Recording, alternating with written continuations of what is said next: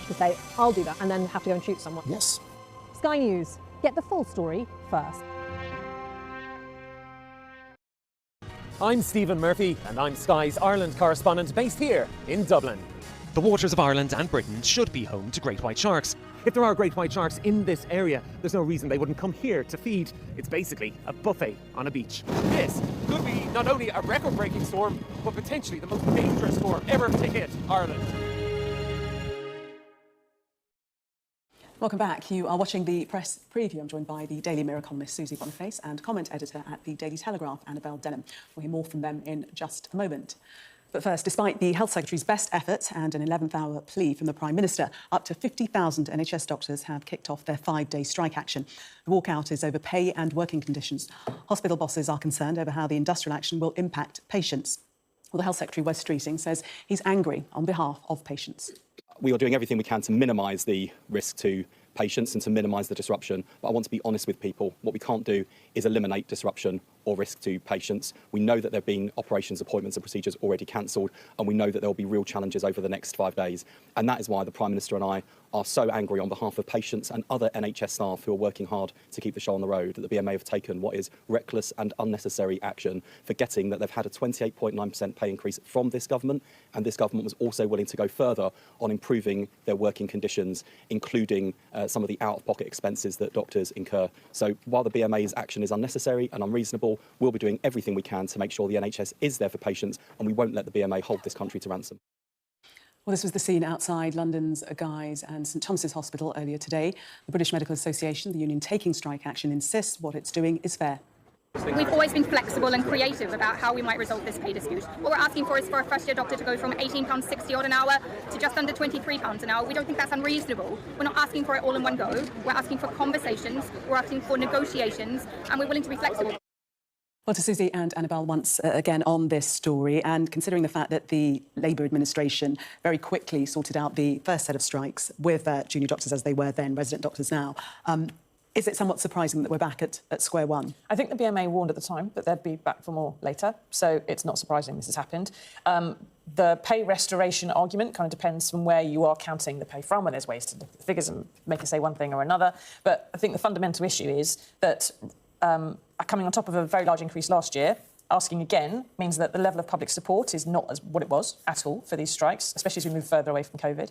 And secondly, is that where exactly is the money supposed to come from?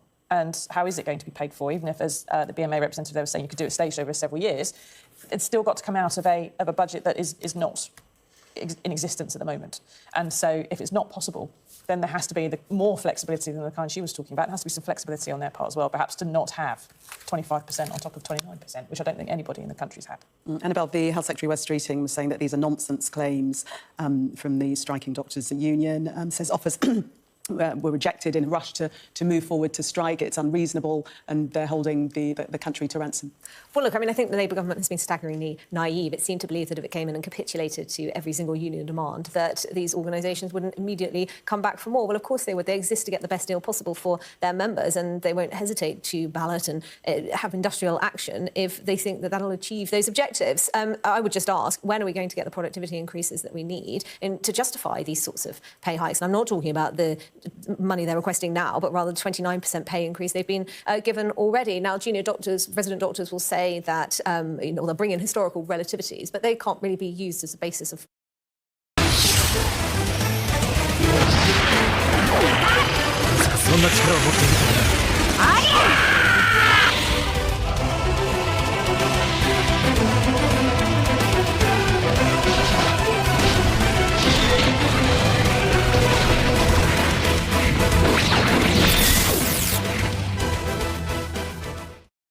contributions are around 3 times those in the private sector. So that could be a basis of perhaps future negotiations. Would doctors be willing to have higher pay today, but then the government wouldn't be on the hook for this massive liability in the future? So I think that, there are ways that they could perhaps come to some kind of agreement. But as Susie says, it's no wonder really that public support for the BMA for doctors is beginning to wane. Over 5 days of strikes last year, 60,000 appointments were rescheduled. This is going to have very painful consequences for patients who are on waiting lists and desperately need to see their clinicians. And we've seen headlines that it could potentially cost lives. I mean, Susie, do you think it's going to be protracted dispute. We've heard Wes Streeting saying, I won't cave in to militant doctors. I don't think it's going to be quite as bad as last time because there isn't as much support amongst doctors for it as last time. The vote wasn't as thorough and there are people who are not taking part in it. So I don't think it's going to be as widespread a strike as the previous one was.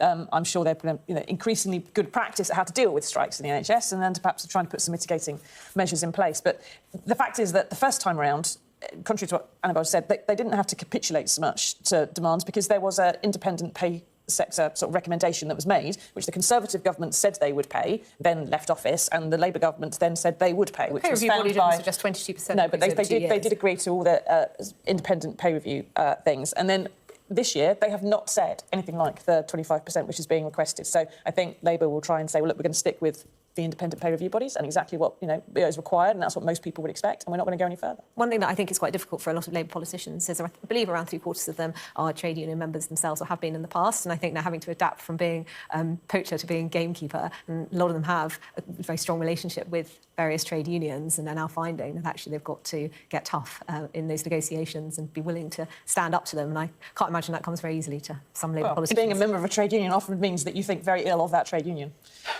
Interesting perspective. Susie and Annabelle, thank you very much for the moment. You are watching the press preview. Coming up, we'll have a full run-through of tomorrow's front pages and discuss much more of the day's news. Do stay with us if you can.